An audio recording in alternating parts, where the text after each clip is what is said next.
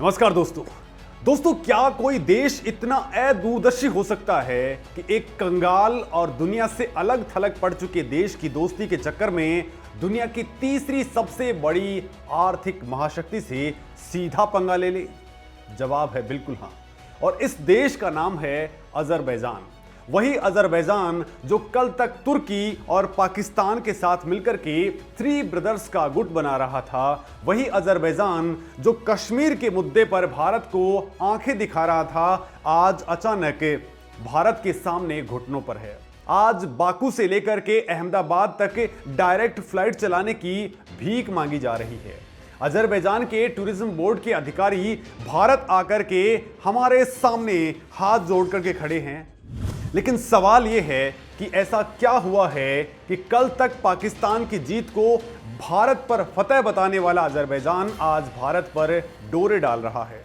भारत ने पर्दे के पीछे से ऐसा कौन सा सीक्रेट चक्रव्यूह रचा है जिसने अजरबैजान की कूटनीतिक और आर्थिक रीढ़ की हड्डी तोड़ करके रख दी है। आज के इस स्पेशल इन डेप्थ एनालिसिस के अंदर हम उन आंकड़ों, उन गुप्त डिफेंस डील्स और भारत के उस साइलेंट जियोपॉलिटिकल थप्पड़ का पर्दाफाश करेंगे जिससे अजरबैजान को उसकी असली औकात याद दिला दी है। दोस्तों वीडियो को आखिर तक देखिएगा क्योंकि आज भारत की प्रैग्मेटिक फॉरेन पॉलिसी का वो चेहरा आप देखेंगे जो आपने मुख्यधारा की मीडिया के अंदर बहुत ही कम देखा होगा।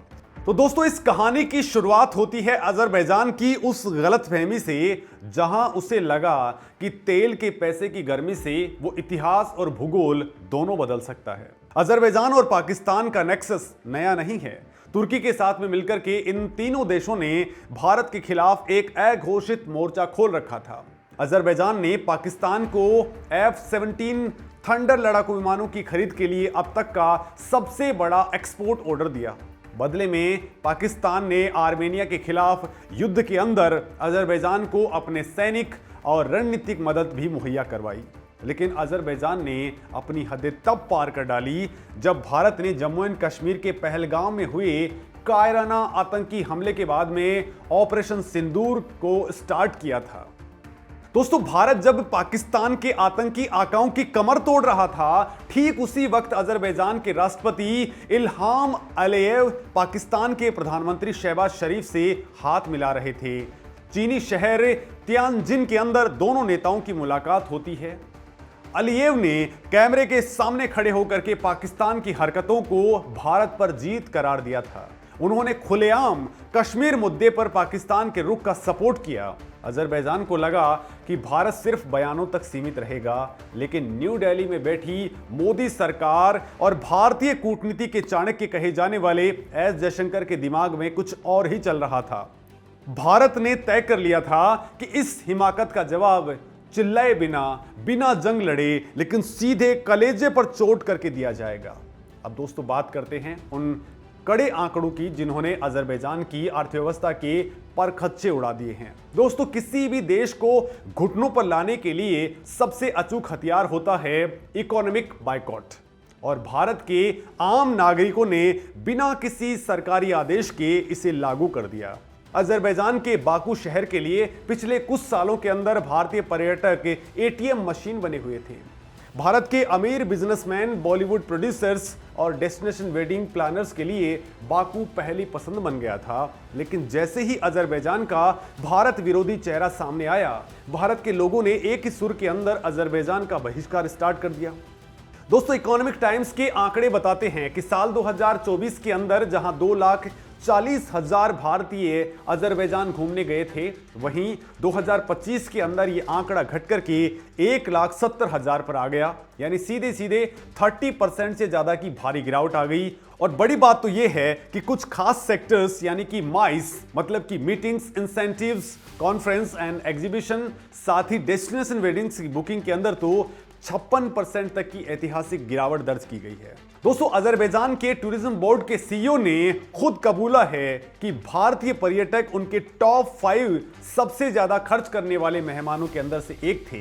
भारतीय वहां सालाना $180 मिलियन यानी दोस्तों लगभग 1500 करोड़ रुपए से ज्यादा सिर्फ मौज मस्ती और शादियों पर फूंक देते थे।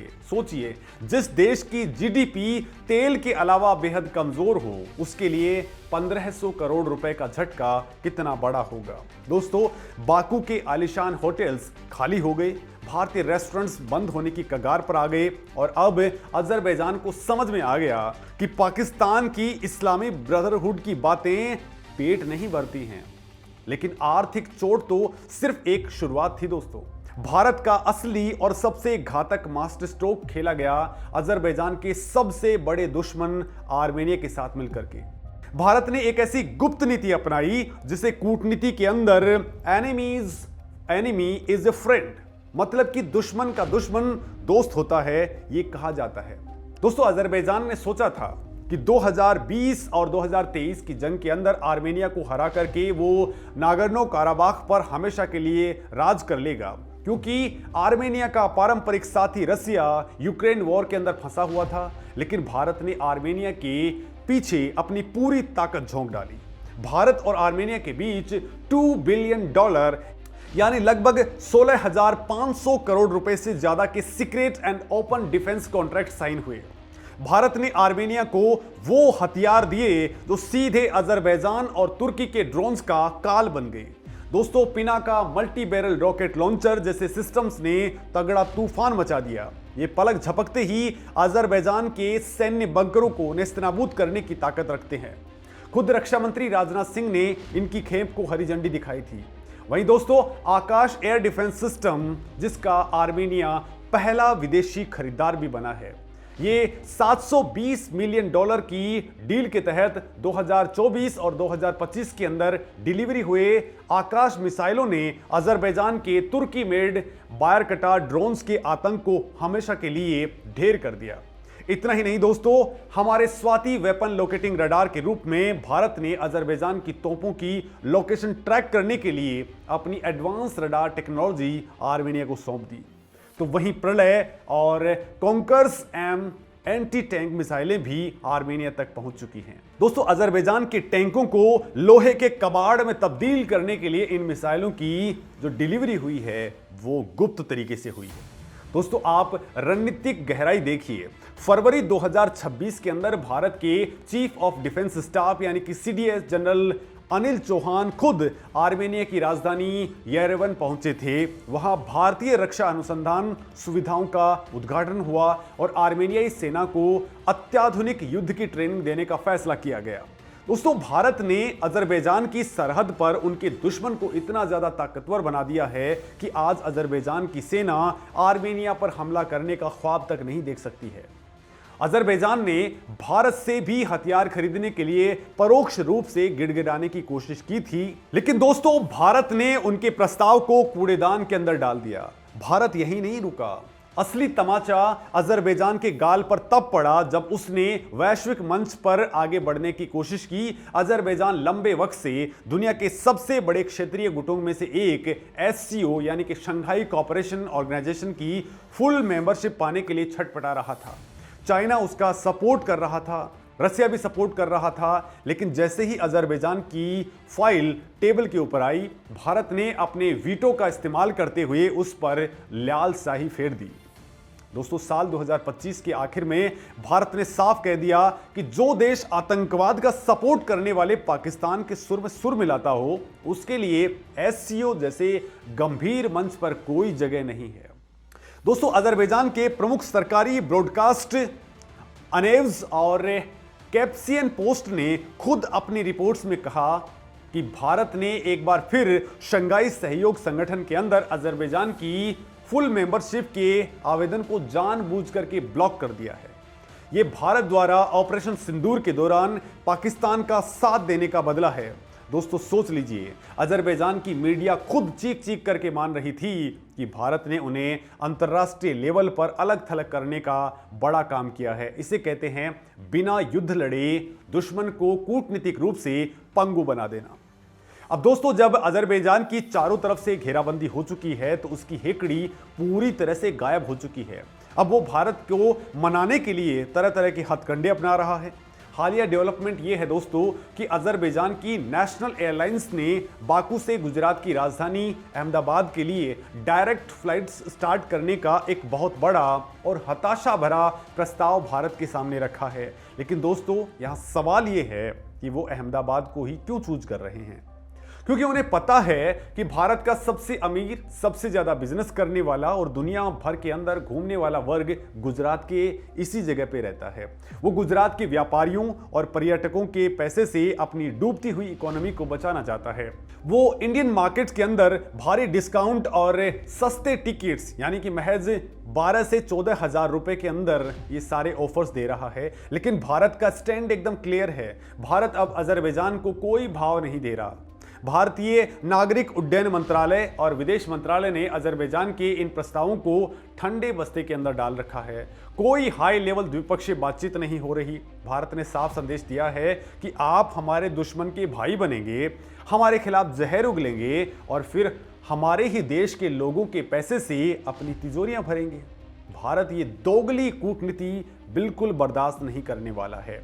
इसके अलावा दोस्तों भारत INS-STC यानी कि international north south transport corridor के जरिए भी ईरान और रसिया के साथ व्यापार बढ़ा रहा है। अजरबैजान भौगोलिक रूप से इस रूट के ऊपर ही पड़ता है।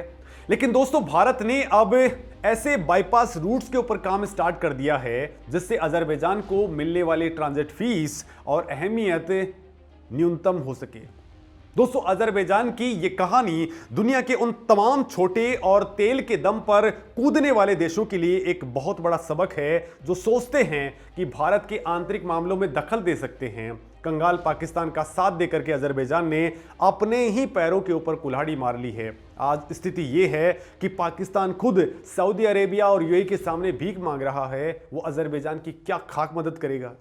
भारत ने अपनी आर्थिक ताकत, सैन्य निर्यात क्षमता और कूटनीतिक वीटो से अजरबैजान को चारों खाने चित्त कर दिया है।